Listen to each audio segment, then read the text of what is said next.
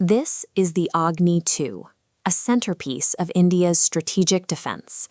In the late 1990s, as global nuclear tensions peaked, this specific missile profile represented the apex of the nation's strike capability.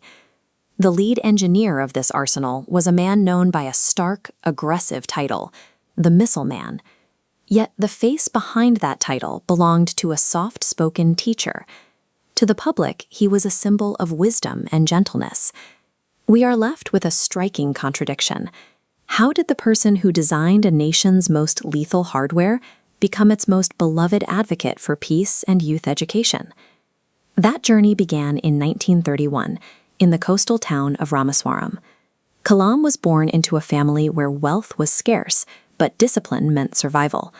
Because the family struggled to pay for his schooling, Kalam worked as a newspaper boy, navigating the streets before dawn to earn his own tuition. Teachers at the time described him as an average student, except in one area. He possessed a tireless, near-obsessive focus on mathematics and an unyielding refusal to leave a problem unsolved. These early years of juggling labor and study established a lifelong habit.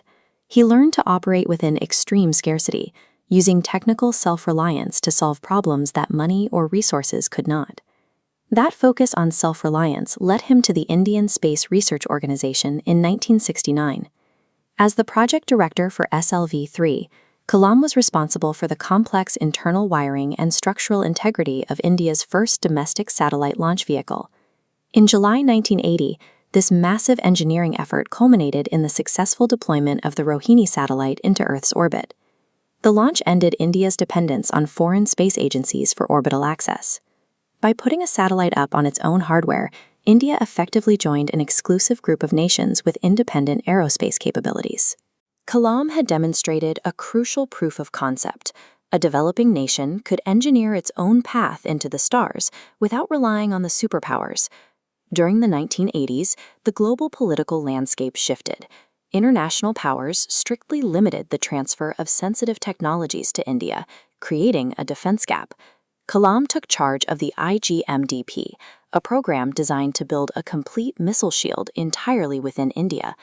This diagram shows the 5 separate development tracks he managed simultaneously to bypass international sanctions. The first success was the Prithvi missile, providing real evidence that Kalam's team could manufacture advanced ballistic technology domestically.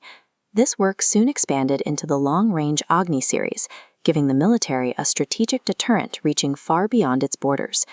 Defense capabilities peaked in 1998 with the Pokhran-II tests.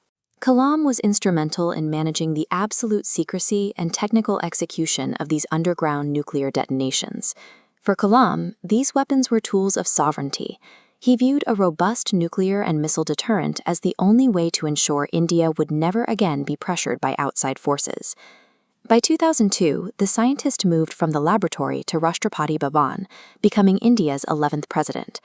With the nation's physical borders now secured by the missiles he built, he turned his attention toward a different kind of strength, intellectual capital.